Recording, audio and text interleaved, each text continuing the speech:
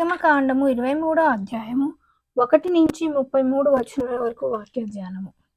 లేని వార్తను పుట్టింపకూడదు, అన్యాయపు సాక్ష్యమును పలుకటకై దుష్టునితో నీవు కలియకూడదు, దుష్కార్యము జరిగించుటకై సమూహమును వెంబడించవద్దు, న్యాయమును త్రిప్పివేయుటకు సమూహముతో చేరి వ్యాజములలో సాక్ష్యము పలకకూడదు. వ్యాజమాడువాడు బీదవాడైనను వాని ఎడల పక్షపాతముగా ఉండకూడదు. నీ శత్రువుని ఎద్దునైనను గాడిదనైనను తప్పిపోవుచుండగా అది నీకు కనబడిన ఎడల అగత్యముగా దాని తోళ్ళు కొనివచ్చి వానికి అప్పగింపవలెను. నీవు నీ పగవాని గాడిద బరువు క్రింద పడి ఉండుట చూచి దాని నుండి తప్పింపకయుందునని నీవు అనుకొనినను అగత్యముగా వానితో కలిసి దాన్ని విడిపింపవలెను. దరిద్రుని వ్యాజ్యములలో న్యాయము విడిచి తీర్పు తీర్చకూడదు. అబద్ధమునకు దూరముగా నుండుము. నిరపరాధైనను నీతిమంతునైనను చంపకూడదు. నేను దుష్టుని నిర్దోషినిగా ఎంచను. లంచము తీసుకొనకూడదు. లంచము దృష్టి గలవానికి గ్రుడ్డితనము చేసి నీతిమంతుల మాటలకు అపరాధము చేయించును. పరదేశిని బాధింపకూడదు. పరదేశి మనసు ఎట్లుండునో మీరెరుగుదురు. మీరు ఐగుప్తు దేశంలో పరదేశులై ఉంటిరి కదా. 6 సంవత్సరములు నీ భూమిని విత్తి దాని పంట కూర్చుకొనవలెను. 7వ సంవత్సరమున దానిని బీడు విడువవలెను. అప్పుడు నీ ప్రజలలోని బీదలు తినిన తరువాత మిగిలినది అడవి మృగములు తినవచ్చును. నీ ద్రాక్ష తోట విషయంలోను నీ ఒలివ తోట విషయంలోను అలాగునే చేయవలెను. 6 దినములు నీ పనులు చేసి నీ ఎద్దును నీ గాడిదయు నీ దాసి కుమారుడును పరదేశియు విశ్రమించునట్లు 7వ దినమున ఊరకయుండవలెను. నేను మీతో చెప్పిన వాటినన్నిటినీ జాగ్రత్తగా గైకొనవలెను. వేరొక దేవుని పేరు ఉచ్చరింపకూడదు. అది నీ నోటి నుండి రానియ తగదు. సంవత్సరమునకు 3 మార్లు నాకు పండుగ ఆచరింపవలెను.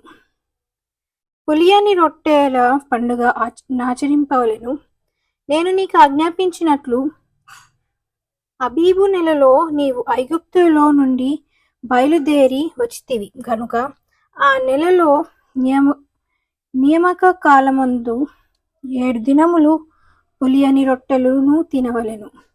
నా సన్నిధిని ఎవడను వట్టి చేతులతో కనపడకూడదు. నీవు పొలములో విత్తిన నీ వ్యవసాయముల తొలి పంట యొక్క కోత పండుగను, పొలములో నుండి నీ వ్యవసాయ ఫలములను నీవు కూర్చుకొనిన తర్వాత సంవత్సరమంతా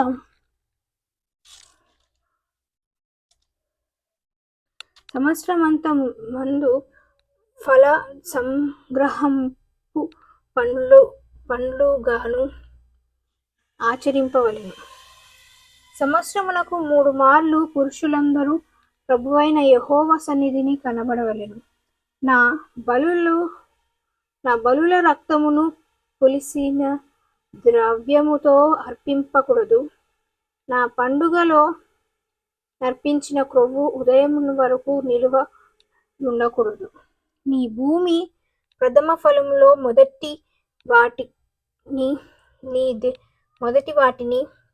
దేవుడైన యెహోవా మందిరమునకు తేవలెను. మేక పిల్లను దాని తల్లి పాలతో ఉడకబెట్టకూడదు. ఇదిగో, త్రోవలో నిన్ను కాపాడి నేను సిద్ధపరిచిన చోటుకు నిన్ను రప్పించుటకు ఒక దూతను నీకు ముందుగా పంపుచున్నాను. ఆయన సన్నిధిని జాగ్రత్తగా నుండి ఆయన మాట వినవలెను. ఆయన కోపము రేపవద్దు. మీ అతిక్రమములను ఆయన పరిహరింపడు. నా నామము ఆయనకున్నది. అయితే నీవు ఆయన మాటను జాగ్రత్తగా విని నేను చెప్పినది యావత్తు చేసిన ఎడల నేను నీ శత్రువులకు శత్రువును, నీ విరోధులకు విరోధునై ఉండును. ఎట్లనగా నా దూత నీకు ముందుగా వెలుచు అమోరియులు, హితీయులు, పెర్జియులు, కనానీయులు, హివీయులు, యెబూసీయులను వారున్న చోటకు నిన్ను రప్పించును. నేను వారిని సంహరించెదను. వారి దేవతలకు సాగిలపడకూడదు, వాటిని పూజింపకూడదు. వారి క్రియల వంటి క్రియలు చేయక వారిని తప్పక నిర్మూలము చేసి వారి విగ్రహములను బొత్తిగా పగులగొట్టవలెను. నీ దేవుడైన యెహోవానే సేవింపవలెను. అప్పుడు ఆయన నీ ఆహారమును నీ పానమును దీవించును. నేను నీ మధ్య నుండి రోగము తొలగించెదను. కడుపు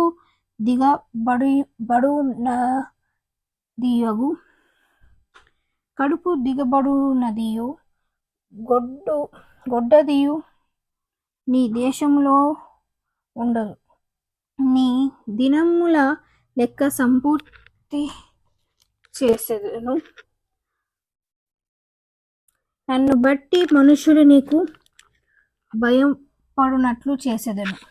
నీవు పోవు సర్వ దేశముల వారిని ఓడగొట్టి నీ సమస్త శత్రువులు నీ ఎదుట నుండి పారిపోవునట్లు చేసేదను. మరియు పెద్ద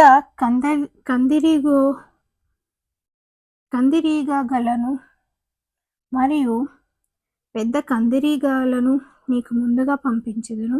అవి నీ ఎదుట నుండి హివియులను, కనానీయులను, హిత్తీయులను వెళ్ళగొట్టును.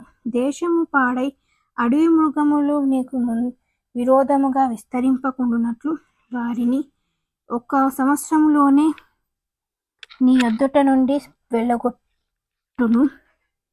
నీవు అభివృద్ధి పొంది ఆ దేశమును స్వాధీనపరచుకొను వరకు క్రమక్రమంగా వారిని నీ ఎదుట నుండి వెళ్ళగొట్టెదను.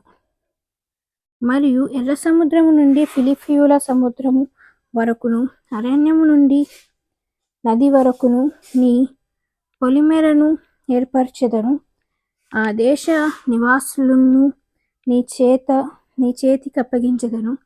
నీవు నీ ఎదుట నుండి వారిని వెళ్ళగొట్టెదవు. నీవు వారితో నైనను వారి దేవతలతో నైనను నిబంధన చేసుకొనవద్దు. నీవు వారి దేవతలను సేవించిన ఎడల అది నీకు ఉరియగును గనుక వారు నీ చేత నాకు విరోధముగా పాపము చేయింపకుండునట్లు వారు నీ దేశంలో నివసింపకూడదు.